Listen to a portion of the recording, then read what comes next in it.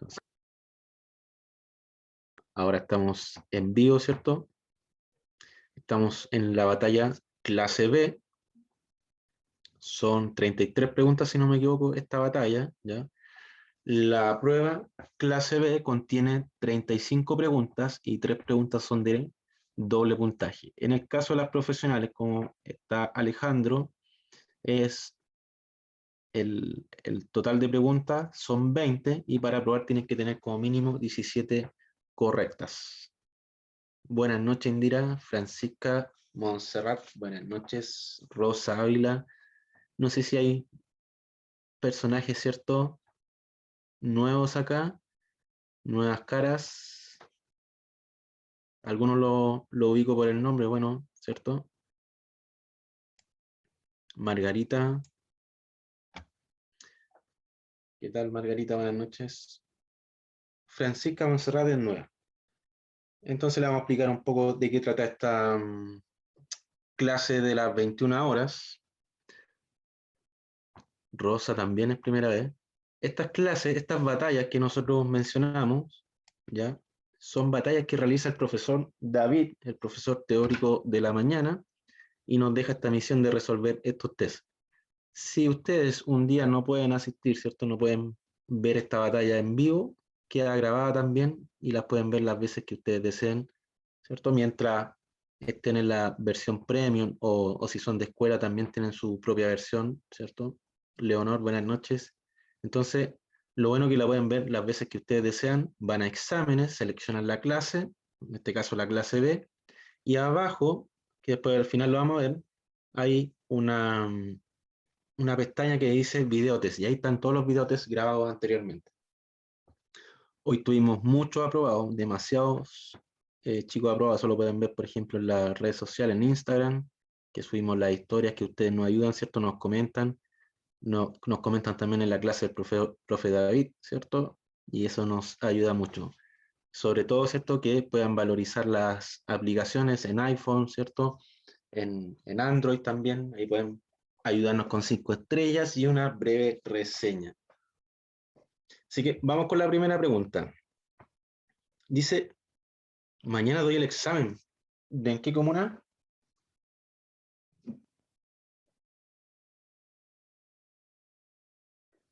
San Pedro de la Paz. Tenemos hartos alumnos que han rendido allá. Así que vamos a resolver este test. Este test te va a ayudar mucho, Francisca. Hola, Rodrigo. A más o menos ver, ¿cierto? Las trampas, los tips que tienen estas preguntas, que son aportadas por los alumnos. Así que aquí pueden ver hasta estos truquitos que cuando no lo hemos visto antes, caemos y luego, ¿cierto? Esa pregunta a lo mejor la teníamos, ¿cierto? Correcta y luego la cambiamos porque dudamos. Yulisa también mañana da el examen, ya que con el tema de la pandemia, ¿cierto? Ya abrieron hartas municipalidades y que hay hartos alumnos rindiendo examen. Y lo genial de todo que están todos aprobando, eso es bueno. Vamos con la pregunta número 1. Dice, ¿qué afirmaciones pueden ser perjudiciales para la conducción eficiente? Recuerden que hay un tema, ¿cierto? En el libro El nuevo conductor, Carolina no se ve. ¿Los demás ven o no? ¿Si me pueden ayudar? Sí se ve. Entonces, Carolina, salir e ingresar de nuevo. Dice, ¿qué afirmaciones pueden ser perjudiciales para la conducción eficiente? Y lo que les comentaba, que hay un texto, ¿cierto? En el propio libro El nuevo conductor, que habla de la conducción eficiente. Y acá tenemos una pregunta multirespuesta, que, ¿cierto? En nuestra página tenemos que marcar cuando son multirespuestas más de una. En la prueba real, en la municipalidad, cuando ustedes vayan, ¿cierto? A la municipalidad, a la dirección de tránsito, las preguntas solamente van a tener una opción, ¿ya? Solamente tienen que marcar una opción. El sistema tampoco los va a dejar marcar más de una opción, pero la diferencia es que pueden tener, ¿cierto? La alternativa A, ¿cierto? La 1 y la 2 la 1 2 y 3. Entonces, es como muy parecido, pero cambian esto, ¿ya? Entonces dice, La alternativa A, mantener poca distancia con el vehículo que le precede, ¿ya? La B dice llevar marchas altas, y la C, frenar y acelerar repetidas veces. ¿Qué afirmaciones pueden ser perjudiciales para la conducción eficiente? Si frenamos y aceleramos repetidas veces, ¿cierto? Es perjudicial. Tenemos que la C es correcta, ¿cierto? Mantener poca distancia con el vehículo que le precede también es correcta, ¿cierto? Entonces la respuesta acá, la que no vamos a marcar, va a ser llevar marchas altas, ¿ya? Eso no es perjudicial para la conducción eficiente. Hola Jessica, ¿qué tal? Buenas noches. Entonces sería la A y C, como cierto menciona Carolina, Sandra. Tenemos que la pregunta número 1, las alternativas A y C son las correctas, ¿ya? Vamos con la 2. ¿Cómo puede usted notar una fuga de líquido de frenos? ¿Ya? Los frenos llevan un líquido que va por cañerías, y si estas cañerías están, ¿cierto?, en mal estado, no va a generar la presión, por ende no va a frenar el vehículo. Entonces aquí se ve un caso que es muy común, sobre todo en los frenos traseros de los vehículos, que vemos que hay una fuga, ¿cierto?, de líquido que va bordeando, ¿cierto?, el neumático. Entonces dice, ¿cómo puede usted notar una fuga de líquido de frenos? Tenemos que la alternativa A dice, porque el pedal de freno tiene poco recorrido. Eso quiere decir que el freno está como apretado, no llega, ¿cierto?, al recorrido normal. B, porque el pedal de freno está muy duro. Recuerden que esto trata los frenos, trata de presión, ¿ya? C dice porque el pedal de freno llega casi hasta el fondo. Y la B dice porque frena muy repentino, ¿ya? Entonces, como señalan, ¿cierto?, ustedes, la respuesta correcta sería la C, porque el pedal de freno llega casi a fondo, ¿ya? Entonces, al no tener presión, el pedal, ¿cierto?, va a recorrer todo, ¿cierto?, su recorrido, el cual va a frenarse solamente el pedal porque va a topar con la estructura del vehículo. En el caso, dice que, porque la alternativa dice porque el pedal de freno tiene poco recorrido, eso quiere decir que los frenos están funcionando bien, ¿ya? Porque el pedal de freno está muy duro, también se refiere a que hay presión ahí, ¿ya? Pero en este caso, que el pedal, ¿cierto?, llega hasta el fondo, es cuando no hay presión, lo cual nos puede dar, ¿cierto?, la señal que el freno está malo, ¿ya? No hay presión. 3. Dice, algunas de las causas que provocan la desalineación del vehículo.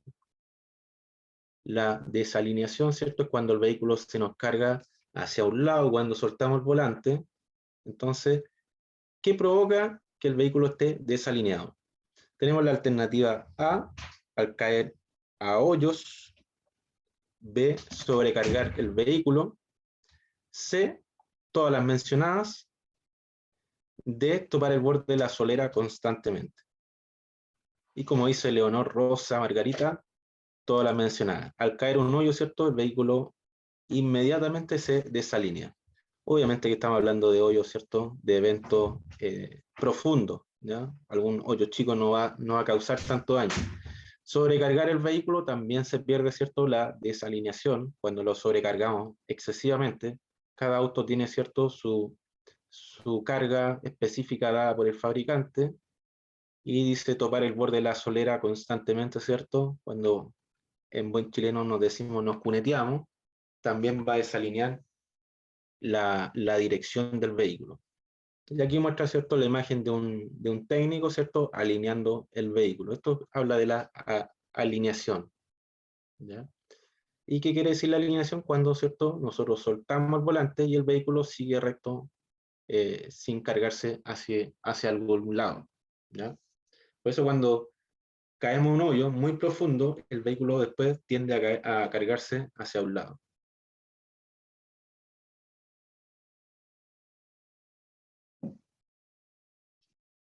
Vamos con la 4. El eje de la calzada es, tenemos que la alternativa A, la línea longitudinal formada por la prolongación de las líneas de edificación. B, la línea longitudinal a la calzada demarcada o imaginaria que determina las áreas con sentido de tránsito opuesto. Y tenemos la C, la línea perpendicular a la calzada demarcada o imaginaria que determina las áreas con sentido de tránsito opuesto. Y la respuesta correcta es la línea longitudinal a la calzada demarcada o imaginaria que determina las áreas con sentido de tránsito opuesto. Esto lo menciona, aquí sería la B, ¿cierto? Lo menciona el libro del nuevo conductor en, si no me equivoco, en información importante donde señala, ¿cierto? Cada punto eje de la calzada, ¿cierto? No sé, los semáforos, que es una intersección, eso lo pueden verificar en el libro, ¿ya? Aquí se refiere al eje de la calzada a esto, a esta línea, ¿ya? Hay una pregunta que siempre señalan, si usted dobla a la izquierda, ¿en qué parte del eje de la calzada ¿cierto? Se colocaría? Y ahí es donde caen todos, pero esa pregunta la vamos a ver más adelante, así que tengan ojo con esa pregunta. Cuando doblan a la izquierda, ¿en qué parte del eje de la calzada se colocaría? ¿Al lado derecho o al lado izquierdo? Vamos con la derecho. Javier dice derecho.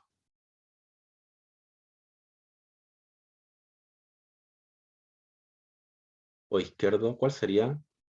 ¿Cuál creen ustedes?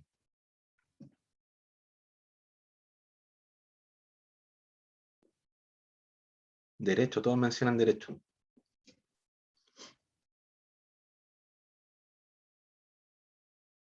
Voy a poner el lápiz acá. El izquierdo, ahí alguien señaló el izquierdo. A ver, voy a poner el lápiz. Supongamos que este es nuestro vehículo. Nosotros vamos a doblar hacia la izquierda. Esto lo estoy haciendo con un mouse.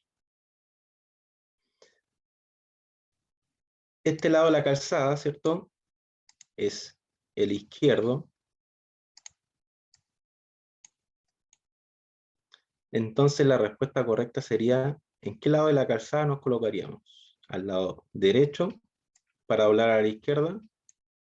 Este sería del derecho del vehículo. ¿O al lado izquierdo del vehículo? Si tuvieran que doblar a la izquierda, obviamente en una pista de doble sentido.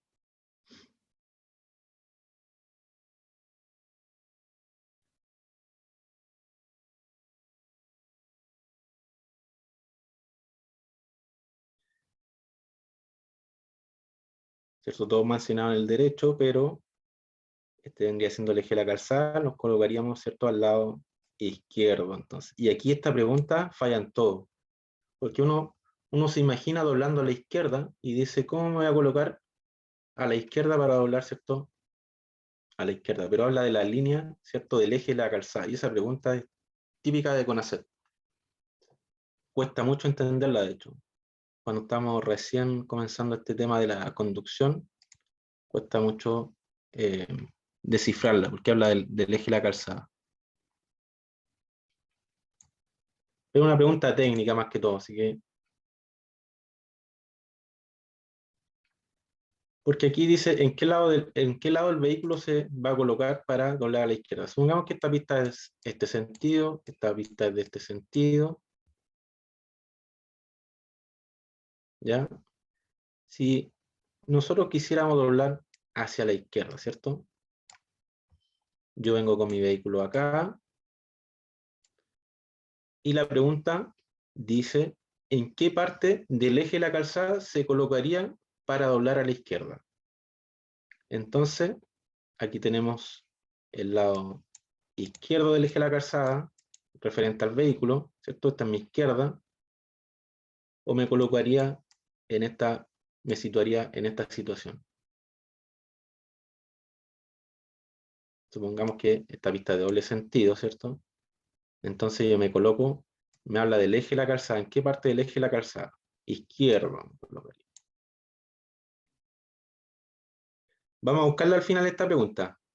¿Ya? Vamos a buscarla, la ponemos en Google y va a aparecer. ¿En qué parte del eje de la calzada se colocaría para doblar a la izquierda? Pero es súper sencilla, ¿sí? Es solamente identificar el eje de la calzada y dónde nos vamos a colocar. Así que recuérdenme resolverla más profundamente. Pero era para que vieran a qué se refiere el eje de la calzada. Y lo que les decía, hay una pregunta que habla del eje de la calzada, y ahí caen todos. Vamos con la 5. Otro de los efectos del alcohol en el organismo es que la visión periférica aumente, que la visión periférica disminuya, que la visión directa falle.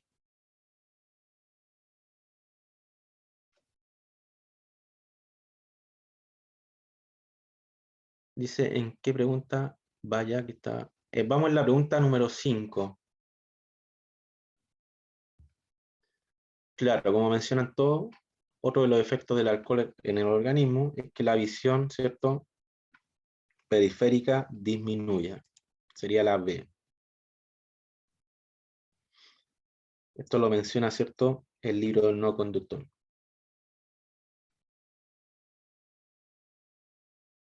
Dice el libro del no conductor, acá tengo el texto, dice, lo que no se nota es que la visión periférica disminuye y lo peor es que uno no se da cuenta de que no se descubren las cosas. ¿Ya? Eso tienen que tener claro, la visión directa y la visión, ¿cierto?, periférica. No sé si estamos claros con eso.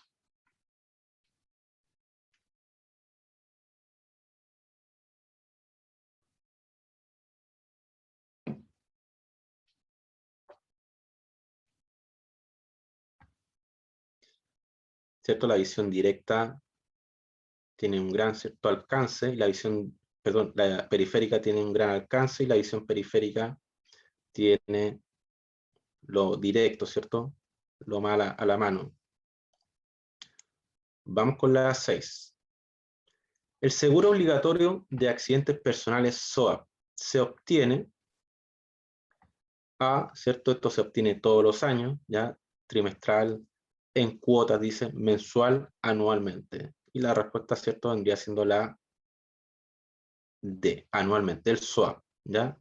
No el seguro que pagamos por daño, por robo o por accidente. Aquí habla de los accidentes, ¿cierto?, a terceros. 7.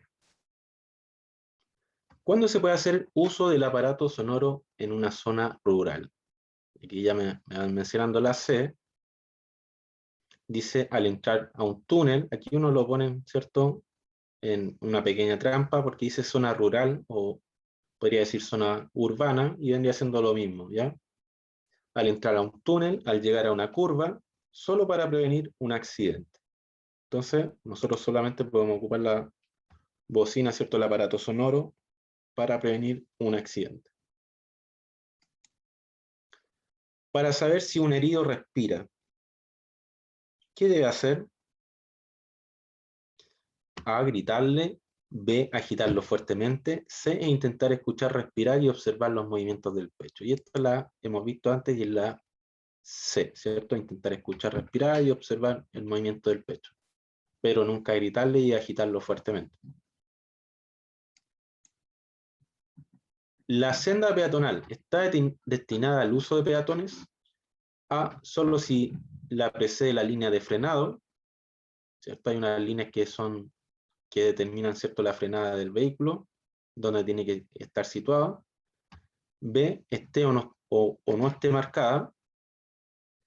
C, únicamente si está marcada. Y la respuesta correcta, ¿cierto?, es la B. Ahí Rodrigo dijo C. Pero la respuesta correcta es la B. Dice senda peatonal la prolongación longitudinal de la acera sobre la calzada esté delimitada o no, y el espacio demarcado en la calzada destinado al cruce de peatones. Ya esto lo menciona el libro El Nuevo Conductor. Esté o no el espacio demarcado en la calzada. Vamos con la 10. Si un vehículo tiene caja de cambios manual y su conductor desea estacionar en una pendiente descendente, bajadas, además de poner el freno a mano, ¿qué otra preocupación debe tomar para llevar a cabo la maniobra? Tenemos que la A dice colocar la posición de estacionamiento.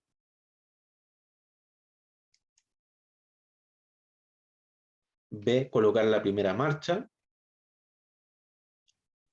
C, colocar marcha atrás. ¿Cuál creen ustedes que es la respuesta correcta? Aquí varios mencionan que es la C. Exactamente.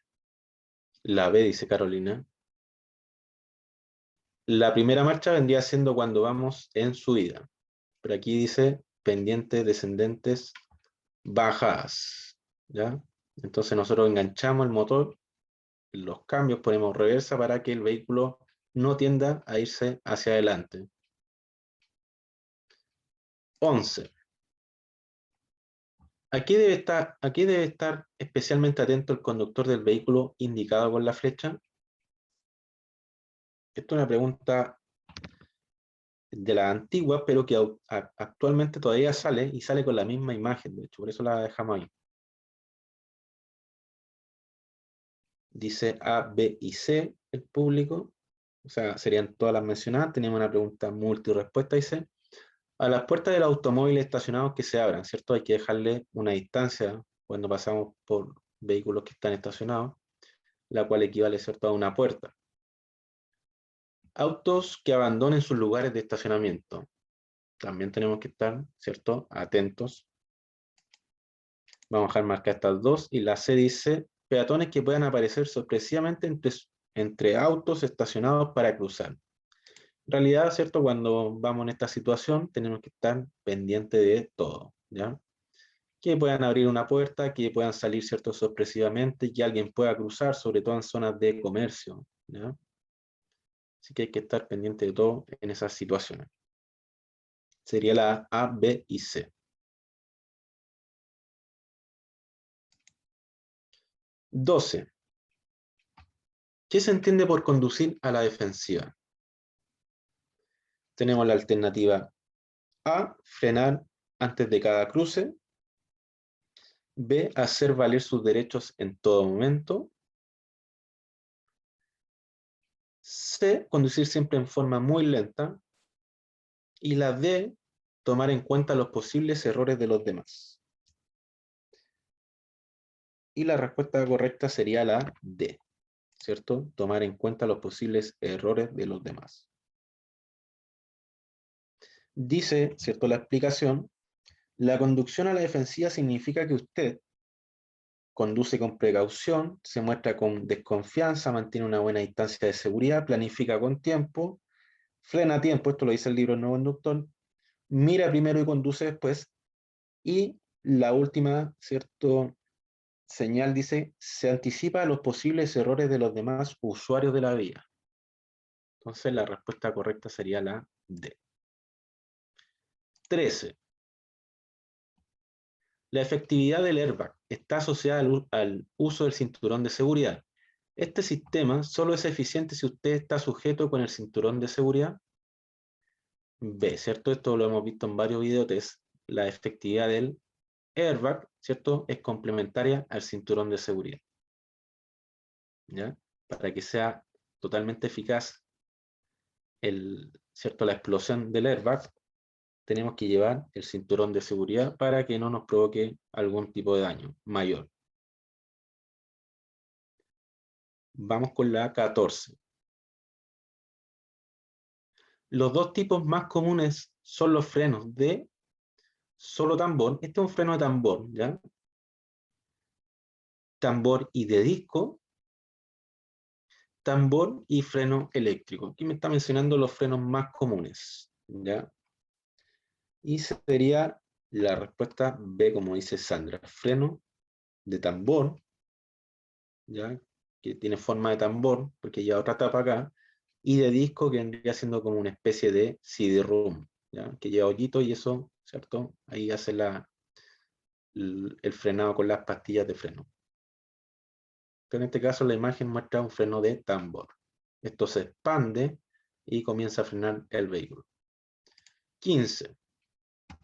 El empuje que el aire ejerce sobre el vehículo, que está en movimiento, afecta en, ¿cierto?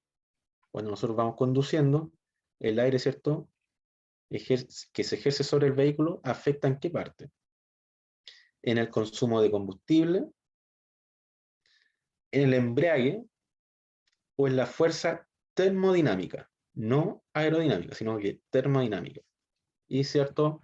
La respuesta correcta sería en el consumo de combustible, porque lo va a frenar, y al frenarlo, ¿cierto? El mismo aire lo va a frenar. Nosotros, es como cuando se producen estos, ¿cuánto le llaman en Estados Unidos lo que pasa cuando hay mucho viento, ¿cierto? Las personas, ¿cierto? Se mueven debido al fuerte viento que hay. Entonces, ¿cierto? En el caso del auto, al haber más viento, va a tirarlo hacia atrás, lo cual el auto va a querer ir hacia adelante y el auto va a ejercer más fuerza, y al ejercer más fuerza el motor tiene que gastar más combustible, por eso es la respuesta. Así es, lindo el R8, muy bonito este auto. 16. ¿Qué significa esta señal? Pregunta de CONACET, pregunta de prueba. Y muchos caen que es una salida de autopista. Y como señala, ¿cierto? Sandra, Indira Flor, Zairi, es el retorno, ¿cierto? Ahí nos muestra la figura en un tipo de retorno de autopista. Otra pregunta, ¿cierto? Muy común de autopista es que, ¿qué pasa si uno se pasa de una autopista, de una salida, ¿ya? Si vuelve hacia atrás o espera, ¿cierto? A buscar otra salida, ¿cierto? Que esa vendría siendo la respuesta correcta.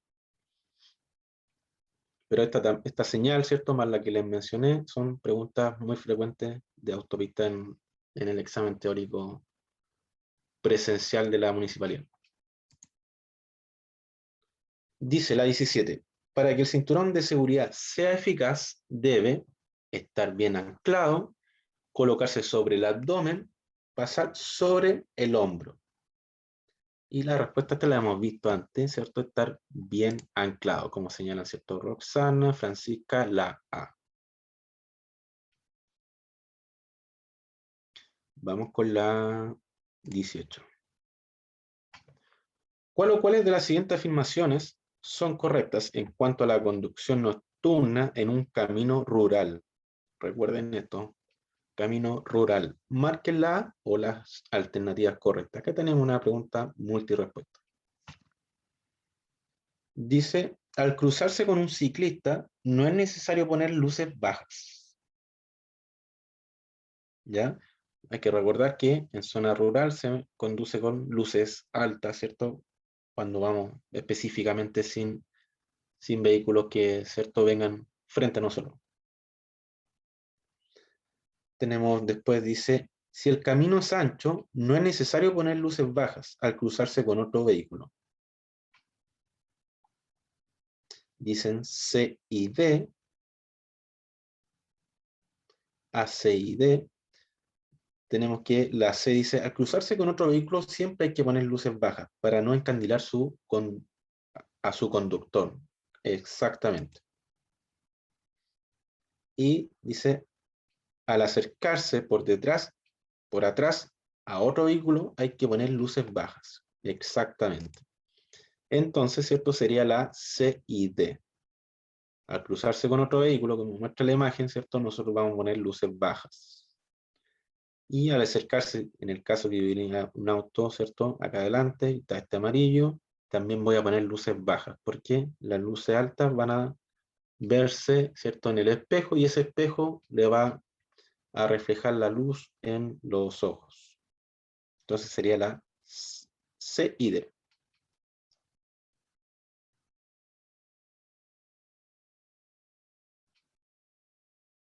Dice, y la A, dice, al cruzarse con un ciclista, no es necesario poner luces bajas. No, que no o sea, lo que sale en el libro, ¿cierto? Dice que si nos cruzamos con peatones, no es necesario poner las luces bajas, ¿ya? No es como, sobre todo, o sea, aquí estamos hablando de una zona rural, ¿cierto? Entonces, como que mientras más luz, ¿cierto? Sobre todo los peatones, mejor.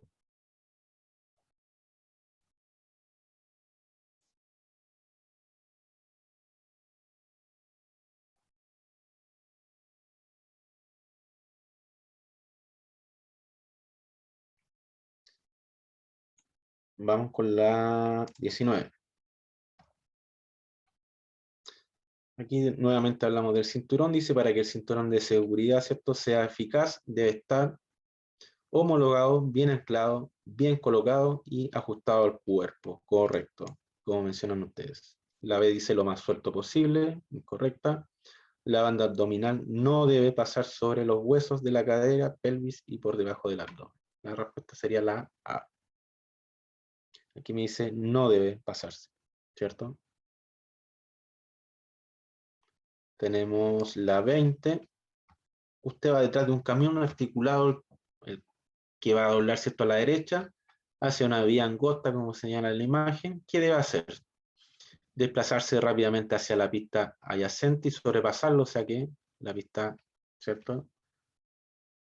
Y sobrepasarlo, la pista que está al lado. B, tocar la bocina para advertir su presencia. C, sobrepasarlo por la derecha mientras él desplaza hacia la izquierda.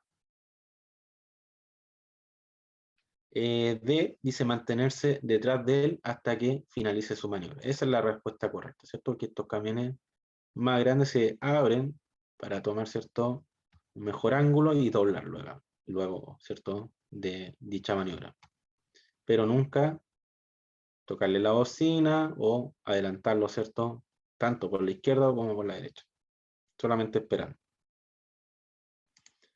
21.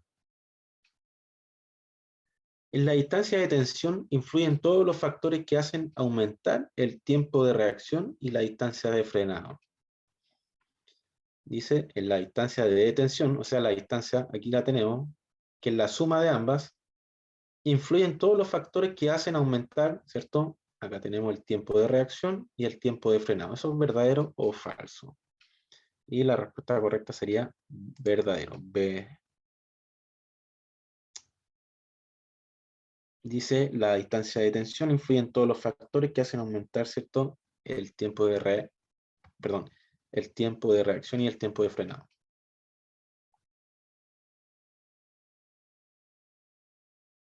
Y esto lo vamos a ver, ¿cierto?, más adelante en los otros videotest, que influye en el tiempo de reacción y que influye en el tiempo de frenado, ¿cierto?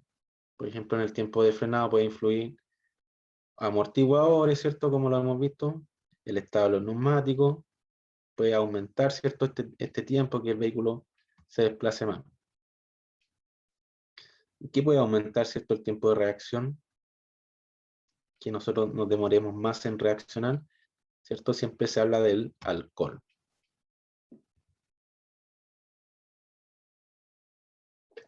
Exactamente, la salud. También señalar que, ¿cierto?, el tiempo de reacción de una persona promedio es de 1 segundo. Eso también es pregunta con hacer. Vamos con la 22. El uso de la bocina se realizará para prevenir un accidente, saludar a un amigo, apurar a un conductor. Y la respuesta es la A, prevenir un accidente. Ahora ya vamos a ocupar menos, ¿cierto?, la bocina con estos cursos. Varios lo han entendido. 23. ¿En qué casos es indispensable accionar los frenos de un vehículo para chequearlos? ¿En qué casos es indispensable accionar los frenos de un vehículo para chequearlos? Dice después de que haya sido lavado, ¿cierto? Perdón, estaba leyendo otra. Dice, cuando el auto ha sido recién comprado a un desconocido, ¿debemos chequear los frenos? Cuando el auto ha sido recién comprado a un desconocido. B, dice, después de que haya sido lavado por abajo, ¿cierto? Donde se mojan los frenos. C, todas las mencionadas, o sea, A, B y D. Dice la D, después de un largo tiempo en que haya estado guardado. Exactamente, entonces sería la C. Cuando el auto ha sido recién comprado, no conocemos, ¿cierto?, el recorrido del freno, entonces es indispensable, ¿cierto?, accionar los frenos. Después que haya sido lavado por abajo o en días de lluvia también, ¿cierto?, bombear los frenos. Y después de un largo tiempo en que no, ¿cierto?, no se haya movido este vehículo. Entonces serían todas las mencionadas, como la C. Dice, indique la afirmación correcta con respecto a la conducción con alcohol. Indique la afirmación correcta, ¿ya?, con respecto a la conducción con alcohol. Tenemos la alternativa A, dice, la capacidad de interpretación y decisión de un conductor experimentado no se ve afectada con solo 2 tragos de licor fuerte. B, dice, una buena taza de café acelera el proceso mediante el cual el organismo se libera del alcohol. Y C, dice, la capacidad de reacción de una persona se ve afectada con pequeñas concentraciones de alcohol en su organismo. Esta afirmación sí que sería la correcta, ¿ya? La A y la B serían afirmaciones, ¿cierto?, incorrectas. Entonces sería la C. La capacidad de reacción, ¿cierto?, con pequeñas dosis de alcohol, ¿cierto?, se ve afectada, ¿cierto?, nuestra concentración. 25. La ley Emilia sanciona con cárcel efectiva de al menos 1 año a los conductores que en estado de ebriedad generan lesiones gravísimas o la muerte a terceros. Tenemos la alternativa A, falso, B, verdadero, la C, solo fuertes multas solamente. Y aquí lo importante de la ley Emilia, que hay que conocer, ¿cierto?, que lo hemos visto en otros videotest, es que la ley Emilia sanciona, ¿cierto?, cuando el individuo está en estado de ebriedad o se da a la fuga, ¿ya?, del lugar. Serían las sanciones de estado de, o sea, de cuando manejamos en estado de ebriedad. Pero ¿qué pasa si el conductor, no sé, tomó 2 cervezas, pero él no provocó daños? No provocó muerte, no provocó daños graves, gravísimos, lesiones, ningún tipo de lesión. Solamente nos controlaron. Tuvo la mala suerte de ser controlado por carabineros, le hicieron el alcotest y marcó, ¿cierto?, bajo la influencia del alcohol. Exactamente, la ley de tolerancia, eso quería. Exacto. La cual ahí, ¿cierto?, la ley de tolerancia cero, no hay cárcel efectiva. En esta sí. Ley de Emilia sí. De al menos 1 año, ¿cierto? Entonces, la respuesta correcta sería verdadero. La ley de Emilia sanciona con cárcel efectiva, verdadero. 26. Las tachas rojas indican que, tenemos que la alternativa A, las tachas rojas indican que una línea no debe ser cruzada. Las tachas rojas indican que una línea no puede ser cruzada. B, varios mencionan la A, ¿cierto? Ya, veamos la que dice la B. Las tachas reflectivas de color rojo indican la ubicación del eje de la vía de doble tránsito. Estas deben ser bidireccionales para un mejor efecto.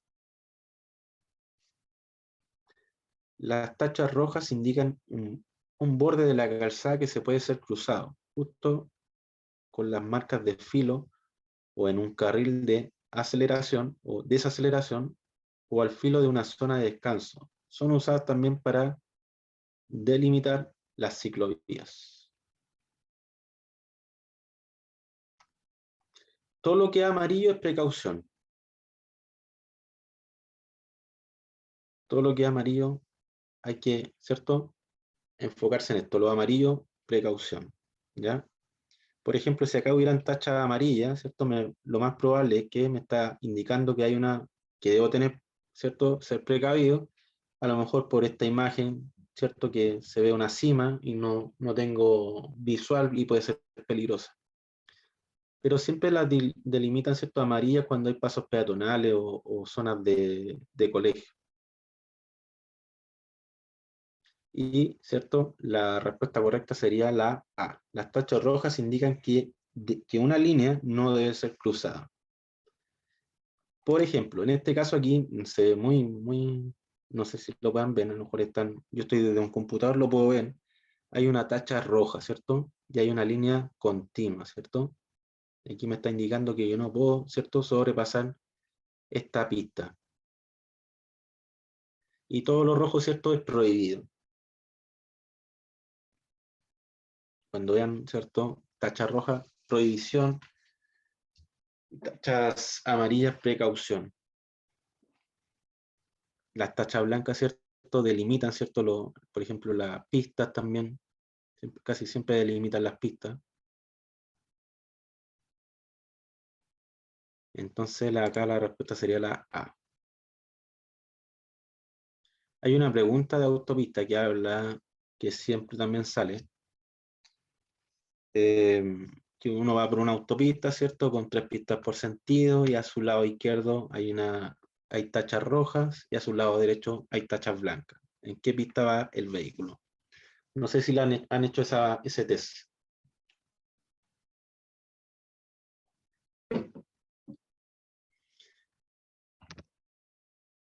Exacto, esa pregunta, por lo menos a mí, cuando comenzamos con lo teórico hace mucho tiempo, me costó mucho entenderla hasta que la vi propiamente tal en la autopista, de las tachas rojas por un lado y tachas blancas por el otro. Pero es una pregunta muy frecuente que si no la explican no la van a entender nunca. Yo la entendí solamente porque un día iba por la autopista y fue la única vez que la pude, o sea, se puede observar tachas rojas al lado izquierdo y tachas blancas al lado derecho. Pero una pregunta como muy jodida para el examen teórico, encuentro yo. Es una pregunta de la muerte, podríamos decir. Entonces, 27 vamos. Un tren delantero desalineado afecta. Cuando hablan de tren delantero o tren trasero, aquí están hablando de todas las articulaciones de la parte delantera del vehículo, que le denominan tren a esta parte. Entonces dice un tren delantero, todas estas articulaciones, ¿cierto? Brazos, bandejas que le llaman, ¿cierto? Dice un tren delantero desalineado afecta. Tenemos la alternativa A, la capacidad de carga del vehículo. B, los frenos. C, la estabilidad del vehículo y el desgaste de las bandas de rodamiento de los neumáticos. D, no afectará en nada. La respuesta James 4225. La respuesta de la 27, ¿o no? La respuesta de la 27, ¿cierto? Al tener, ¿cierto?, un tren delantero desalineado, afecta la estabilidad del vehículo y se va a desgastar, ¿cierto?, las bandas de rodadura del neumático de forma dispareja.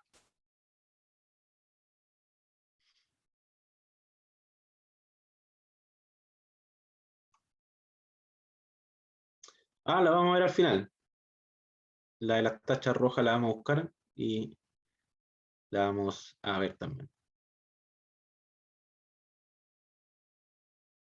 Adelantamiento. Es la maniobra efectuada, dice A, por el costado izquierdo del eje de la calzada, por el costado derecho del eje de la calzada, y C, por la berma del costado derecho. Y la respuesta, ¿cierto? El adelantamiento es por la izquierda. Aquí es una imagen referencial, si se dan cuenta, son patentes de otros países, lo cual no se debiera, ¿cierto?, adelantar, ¿cierto?, porque tiene línea continua. Ya, pero una imagen referencial. Aquí debería haber, ¿cierto?, línea segmentada para hacer este tipo de adelantamiento.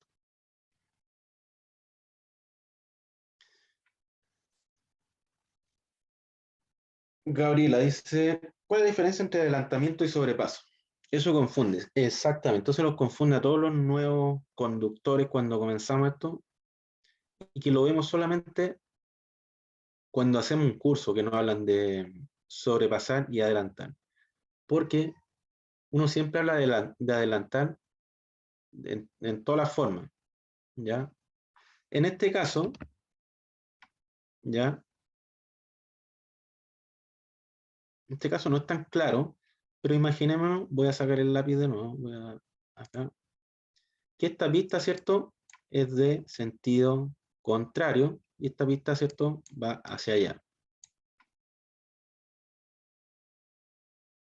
Entonces, cuando nosotros tomamos parte de la vía contraria, como este vehículo, eso se llama adelantamiento. En el caso que esta pista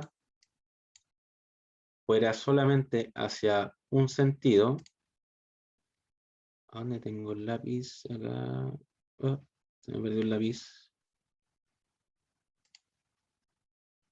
En el caso que esta pista fuera en el mismo sentido, sería sobrepasar.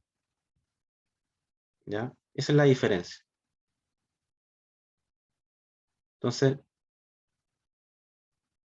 exactamente como como lo dice Flor, adelantamiento por sentido contrario y sobrepaso, 3 pistas por un mismo sentido o 2, lo que ustedes quieran, pero que van en el mismo sentido. Exacto, sobrepasar pero sin cambiar a la pista contraria. No sé si quedó claro esa consulta. ¿Quién estaba consultando? Jessica. Gabriela.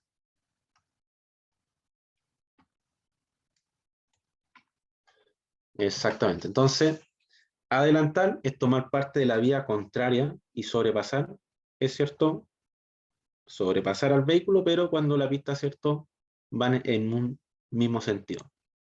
Vamos a borrar esta imagen. Ahí sí. Vamos con la 29. ¿Puede usted conducir un vehículo de distinto tipo a la licencia que posee por la vía pública en alguno de los siguientes casos?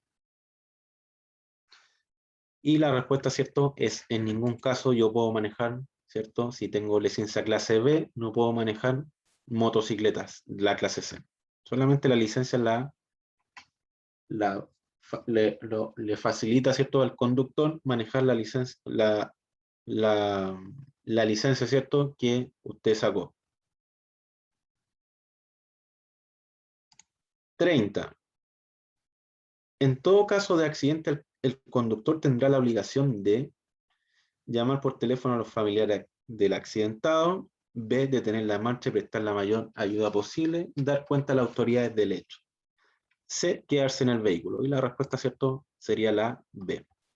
Detener la marcha, prestar la mayor ayuda posible, dar cuenta a las autoridades del hecho, a los carabineros en este caso. Y 31 dice, ¿cuánto tiempo demora en detectarse el alcohol en la sangre? Tenemos A, 5 minutos, B, 2 horas después de ser ingerido, C, 1 hora después de ser ingerido.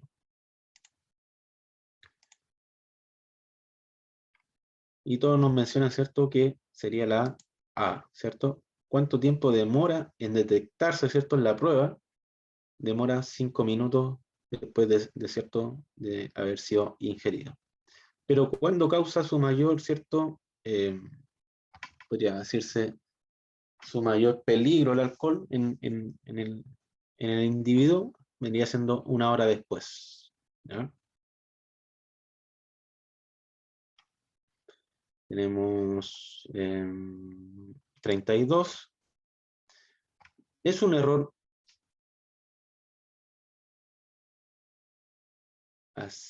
creo que hay una pregunta así. Claro, hay varias preguntas de alcohol. O sea, del tema de cuánto uno libera alcohol, ¿cierto? Cuánto tiempo, cuándo causa, ¿cierto?, su mayor punto el alcohol. Tenemos la pregunta, claro, porque uno, ahí Javiera dice 20 horas. Claro, porque uno libera alcohol a 0,15 o 0,10, ¿cierto?, miligramos de alcohol por la sangre, libera el cuerpo automáticamente. Entonces, ahí en el libro hay un gráfico, ¿cierto?, que libera y eso da aprox 20 horas, ¿cierto? Todo depende del individuo, ¿cierto? Dice, ¿es un error llamar a los accidentes de tránsito accidentes? Eso es correcto, ¿cierto? Es un error, ¿ya? Porque se pueden evitar. Eso sale en las primeras páginas del libro No Conductor. 33. El tiempo de reacción. Dice, ¿puede variar en una misma persona?